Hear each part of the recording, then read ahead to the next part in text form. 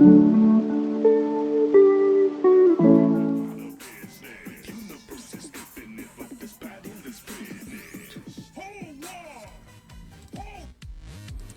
amigos y amigas, ¿cómo están? Bienvenidos a un capítulo más de Pomodoro a la Dispersa, este podcast pseudo monologueado, bueno en realidad monólogo porque estoy hablando solo, donde abordamos temáticas particulares que se me ocurren de repente y cuya característica tiene que ver con la durabilidad.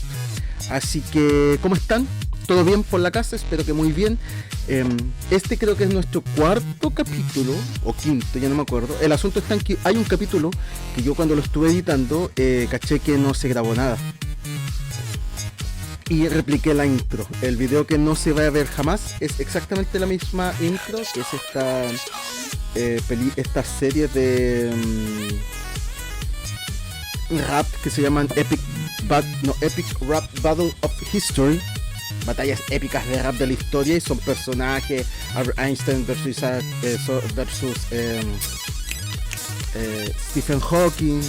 El que estamos escuchando era Isaac Newton versus Bill Nye, y con la intromisión de Neil deGrasse al final. Bueno, bien, pero no venía a hablarles de eso, como el Sergio Freire. Vamos a ver que hoy día quería tratar con ustedes un tema más bien pseudo profesional, pero creo que me voy a decantar en este caso por una temática de cortecito más bien intelectualoide, que tiene que ver con estas semanas. Como estuve enfermo, tuve la oportunidad y el tiempo de ver hartas películas, y quiero hablar de ellas no desde la perspectiva de una crítica ni un análisis propiamente tal, sino que más bien permeados desde mi experiencia. La primera película de la que voy a hablar es una película que hace rato vi en Reels, pero que hasta hace muy poco caché que estaba en Amazon Prime, y se llama Triangle of Sadness, Triángulo de la Tristeza, una película del año 2022. Y lo interesante de la película es que hace una especie de crítica, por decirlo de alguna manera, a la sociedad moderna, sociedad capitalista, no sé cómo lo quieras llamar. Y creo que yo me motivé a verla cuando caché que había un análisis del Diego Rusarín, un influencer de izquierda, comentando con respecto al tema de la película, y me pareció re interesante porque creo que de muchas maneras y con muchos distintos ejemplos dentro de la película se aborda el problema de quizás la banalidad de la sociedad moderna, que quizás los críticos más, no sé si conservadores, pero más críticos de la sociedad moderna podrían decir que tiene que ver con que llegamos a un punto material de tal, creo yo, de tal nivel de superación de la necesidad de la sobrevivencia humana, donde por lo tanto de cierta manera nuestras necesidades están tan cubiertas que el ocio y la creación de necesidades existenciales que le puedan dar sentido a nuestra vida, sumado quizás probablemente a lo que los postmodernos hablan como la muerte de los metarrelatos, o que podríamos decir como la caída de los dioses o la caída de las grandes verdades metafísicas o trascendentales, que no significa que estén todas muertas. Quizás los derechos humanos, la democracia,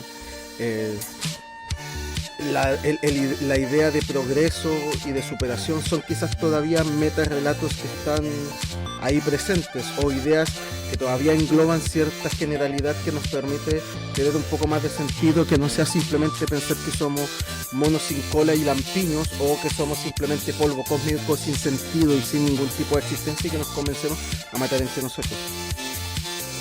Hay muchas palabras que estoy diciendo que probablemente hacen que mi video se censure, pero ya estoy chato. O sea, YouTube va les callado en términos de la viralización. Cobarde.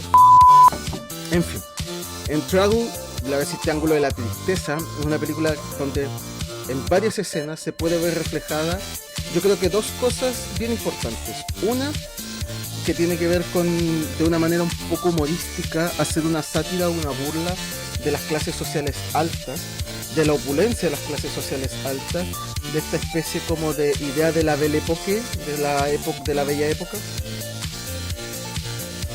que como que no pensando en una ciclicidad, pero sí pensando en que hay aspectos parecidos en distintos periodos históricos. Siento que esa contrastación entre la fragilidad de la existencia de los sectores o de las personas menos privilegiadas versus la opulencia casi obscena, grotesca o por lo menos demasiado evidente, y que eso genera algún tipo de repulsión y de crítica entre estos grupos que te mencionaba y las sociedades más acomodadas, como por ejemplo se podía ver con lo que, si te acuerdas de tus clases de historia del colegio, se dio por llamar el tema de la cuestión social, o este fenómeno de la vertiginosidad de los cambios y de las transformaciones económicas, culturales, sociales y materiales desde finales del siglo XIX a principios del siglo XX, que hicieron que las diferencias de la vida entre los distintos sectores sociales fuese mucho más potente. O sea, las diferencias de vida entre un señor feudal, entre un terrateniente y un peón, quizás no había tantas grandes diferencias. En cambio, a medida que va avanzando la civilización y la modernidad, van siendo mucho más notorias estas diferencias. Y creo que la película de cierta manera es una crítica a eso. Hace una crítica también a nuestros propios cánones y modelos y que de cierta manera es como la metacrítica,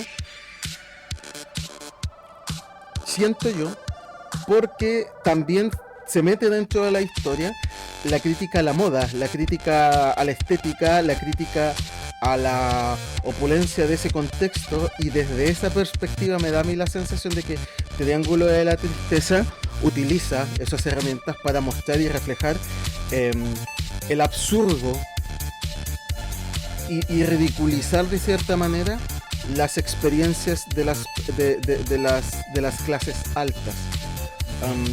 Creo que de cierta manera los humaniza, pero la forma en la que los humaniza es de una manera burlesca. Los toma a los personajes de la serie que tienen cierto nivel de opulencia, que son básicamente todos, los personajes principales me refiero, los toma y los humaniza. Pero los humaniza, como te decía, de una manera donde son sujetos de la tragedia, y son sujetos de la tragedia no en términos griegos, no como con esta especie de elevación del espíritu o con esta especie de tragedia en la cual de cierta manera el héroe se sobrepone a la misión a la cual tiene que superar, no, sino que tragedia en términos como lo entendemos nosotros, como algo trágico, terrible, vergonzoso, molesto e incómodo, que son muy aleatorios hasta cierto punto. Y también con el cierre, creo que lo más interesante para mí es el cierre un poco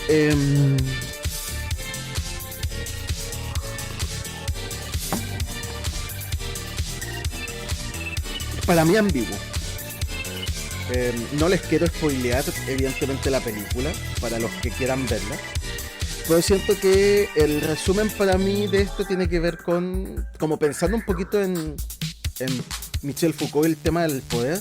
El poder no se tiene, el poder se ejerce, y el poder se traspasa, el poder se moviliza, así como el estatus social, así como probablemente, bueno, así como los grandes aristócratas de antes se caracterizaban por no trabajar como un logro de estatus, y la burguesía como clase predominante progresivamente va generando estos cambios. No sé, pues si en algún momento leíste a Max Weber, La ética protestante del espíritu del capitalismo, este cambio hace que la valoración que hoy día tengamos al trabajo no siempre ha sido así.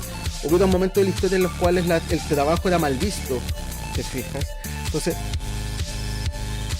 esa relación con el poder, que tiene que ver con el contexto sociohistórico del momento, hace que las relaciones de poder también se cambien, se trastoquen. Y siento que desde esa perspectiva la película va mostrando un poco de que el ejercicio del poder y la construcción de esta especie de pirámide social, que es algo evidente pero que lo refleja desde la película, responde única y exclusivamente a las condiciones que son beneficiosas para el grupo que está dominando. Y que finalmente cuando otro grupo domine, lo que va a intentar hacer este grupo o las personas que están en este grupo es intentar mantener el status quo. Entonces, de esa manera, mi interpretación de la película es que el problema no es cuál hegemonía, poniéndose gramsciano, cuál hegemonía es más valiosa que la otra, sino cómo estas hegemonías logran hacerse del poder, logran perpetuar de cierta manera el poder, y ahí quizás la pregunta es cómo esta lucha hegemónica que siempre va a estar entre élites y entre grupos de poder, podemos hacerla que avance, y esta es mi interpretación, a una élite que pueda tener unas características mucho más humanitarias, por decirlo de alguna manera, o solidarias que la anterior. O sea, evidentemente que nuestras clases dominantes económicas actuales, no sé, estoy pensando en los grandes magnates, en las grandes fortunas, son unos hijos de perra. Pero si tú los comparas con los jefes dominantes probablemente de la época mesopotámica o de la Edad Media o de otros contextos, tienen un nivel de humanidad mayor. Y ahí me estoy acordando de otro libro que no me acuerdo cómo se llama el escritor, pero es un sociólogo que habla sobre el cambio de las maneras culturales de las aristocracias europeas en la época medieval. Cómo pasan de ser bárbaros animales, por decirlo de alguna manera, de la aristocracia o de los nobles, más bien que la aristocracia, de la nobleza, de estos especies de pueblos vikingos bárbaros con raigambres latinas romanas, cuando cae el imperio de Occidente, pasan en este tránsito a ser la corte. Y lo que tú ves en la estereotipación, ¿no? en el arquetipo de, no sé, pues si viste la película El hombre en la máscara de hierro, o si viste algunas películas que hablan sobre la realeza francesa, o particularmente francesa en la época de la Revolución, siglo XVI, siglo XVII, en esta película donde actúa Leonardo DiCaprio. Bueno, esa sociedad cortesana, ¿cómo llegas a ese espacio de estos bárbaros que comían, no sé, pues con la boca eructante y dan peo en la mesa, ¿cachai? Como la suavización de las prácticas, este sociólogo la estudia, se me olvidó el nombre del sociólogo. Entonces, claro, desde esa perspectiva yo siento que también esa es una potencial interpretación interesante de la película. El final no lo entendí muy bien. También creo que tiene que ver, por otro lado, con la ridiculización del sufrimiento. Esta es mi interpretación, ¿ya? Creo que el cierre final con respecto a la situación en los últimos, llamémosle así, los últimos arcos de la película, porque además está dividida en 3 etapas, si no me equivoco, o en 3 actos, habla desde mi perspectiva de lo que pareciera ser una manifestación de la superación humana, del esfuerzo, de la colaboración, no es más que la estupidez y la ridiculización de un actuar humano, que no tiene mayor sentido. Es como lo que yo siento que hace Isayama con las muertes en Shingeki no Kyojin. Cada muerte heroica que tú ves, desde la mamá de Eren hasta las últimas, sin spoiler, todas, o me atrevería a decir que la mayoría, Marlo creo que también se llama este otro loco que se une a la Legión de Reconocimiento, todas las muertes relativamente significativas, este loco que olía a los titanes también, esta otra mina del pelo corto que la matan en la torre, ya.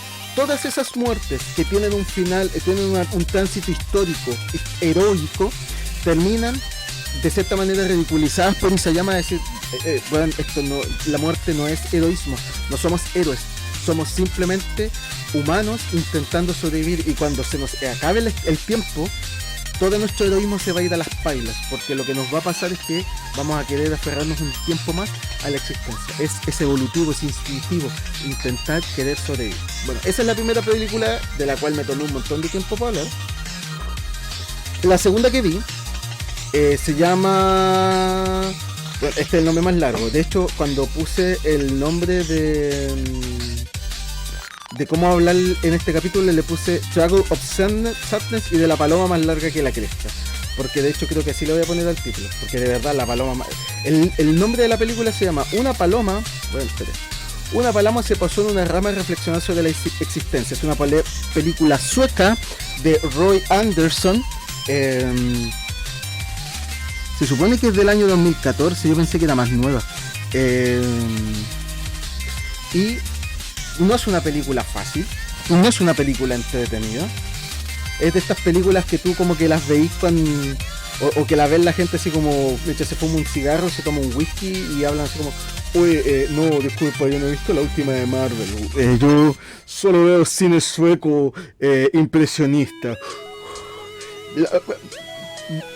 Batman, ¿qué es eso? Batman, no sé. Yo estuve el fin de semana viendo con mis amigos que vienen de Europa, viendo esta película, no sé si la voy a decir en español, no la voy a decir en inglés ni en sueco para que no te sientas mal, te la voy a traducir del sueco al inglés y del inglés al español. Una paloma se posó en una rama y se puso a meditar. ¿No la has visto? Es impresionante, te recomiendo que la puedas ver. Pero bueno, yo la fui a ver al cine, aquí en un cine arte, es otra la experiencia. Bueno, ese tipo de película es. Pero a pesar de eso, bueno, yo la vi por un reel. Estaba en los TikToks, y lo que me llamó la atención es el estilo de maquillaje. Porque es un estilo de maquillaje muy paliducho, entonces da la sensación de una especie de cadáveres.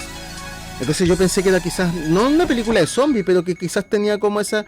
Y la verdad es que es una película existencialista, es una película que habla sobre la existencia humana, habla sobre el sinsentido de la vida, hace una sátira y una burla de la sociedad sueca. Yo lo extrapolaría a la sociedad europea y a las sociedades humanas en general. Tiene unos puntos de absurdismo muy locos. En un momento se cruzan las temporalidades y tú dices, ¿qué mierda pasó acá? Además que otra cosa importante es que yo creo que usa la sátira o la burla de una manera muy sutil que llega a ser fome, pero que pareciera que tú lo puedes entender. Probablemente los alemanes estarían así como los europeos de Europa Central deben estar muertos de la risa, pero yo así como latino es como me faltan charchazos y chuchazos, así como me falta gay para reírme, me faltan minorías para reírme de ella, porque yo vengo de Chile, yo tengo un humor básico, serían un pollo, yo me río, jajaja, XD. Pero el asunto está en que la transición de la película son escenas aleatorias. Parte con una escena de una pareja aparentemente de ancianos estando en una especie de museo de historia natural viendo una paloma disecada en una vitrina.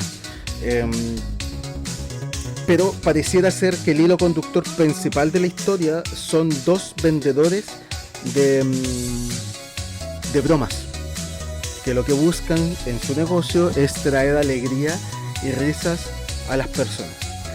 By the way, no lo logran.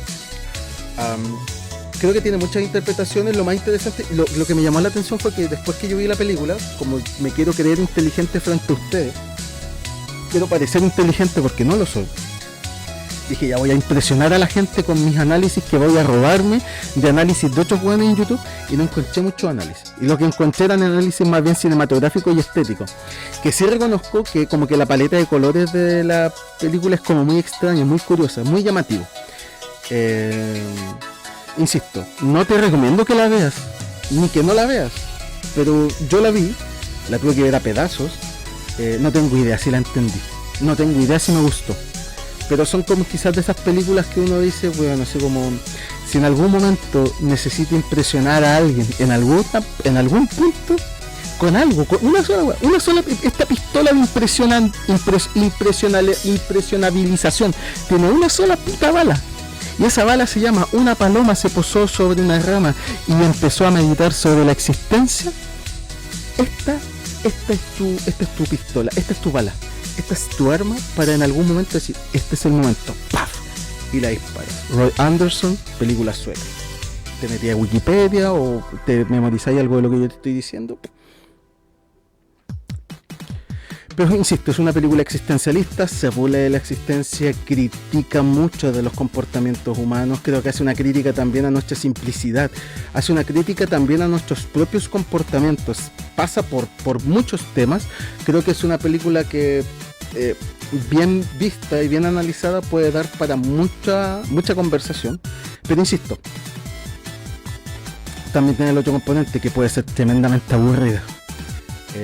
Si no estás acostumbrado al cinearte te vas a aburrir, y te lo digo yo porque estoy acostumbrado al cinearte. No, al contrario, a mí no me gusta. Pero mi película favorita es El Señor de los Anillos, viejo, con eso te digo todo. Entonces, y yo no soy mucho de cine. Y la tercera película de la que quiero hablar, si es que alcanza el tiempo, no lo sé, es una película diametralmente distinta. Estos últimos 10 días me he dedicado a ver puras películas raras. La película se llama 3000 Years of Longing, que como que por lo que caché la han traducido como 3000 años esperándote. Es una película donde actúa espérate, a ver si aparece aquí la actriz.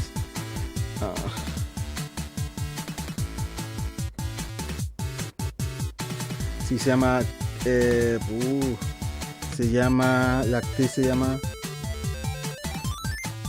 Tilda Swinton o Catherine Swinton. Es la actriz que hace de, ¿cómo se llama esto? La reina de hielo en las crónicas de Narnia. También actúa como la maestra del Doctor Strange en Doctor Strange. Y habla es una historia sobre un genio. Es una película de cortecito romántico. Tiene algunas cuestiones como media fantasiosa e histórica. El actor que hace del genio es un negro guapetón. Pero ya no puedo decir nada más, porque si escucharon, sonó el pito, y ese pito significa que este programa se ha terminado. Llegó el momento de decir adiós, y lo último que yo voy a hacer, como es tradición en este programa, en este canal, es hacerte una pequeña recomendación de libro. El libro que yo te voy a recomendar, mi pana querido, mi pana querida, mi pana, lo vamos a dejar ahí, es, y lo hice en el video anterior, pero como no quedó grabado, voy a repetirlo. Es la trilogía de la fundación de Asimov. Así que es un muy buen libro, me tiene intrigado. Estuve viendo algunas reseñas, una de ellas del Jaime Santaolalla, de Datum Blog, y para él, en ese video, era la mejor novela que había leído en su vida. No sé si es para tanto, pero efectivamente creo que tiene elementos como científicos, elementos policiales, elementos de revelación, de tramas que te van metiendo en la historia.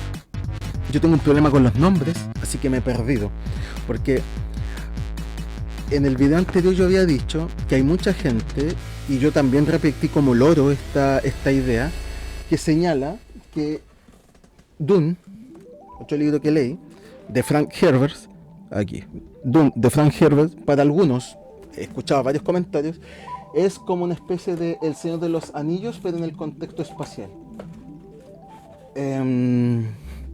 Yo diría que hasta cierto punto sí, pero hasta que llegó a mi vida Isaac Asimov con Trilogía de la Fundación, yo diría que el Silmarillion es al mundo de Tolkien lo que la trilogía de la Fundación es, no sé, a la ciencia ficción.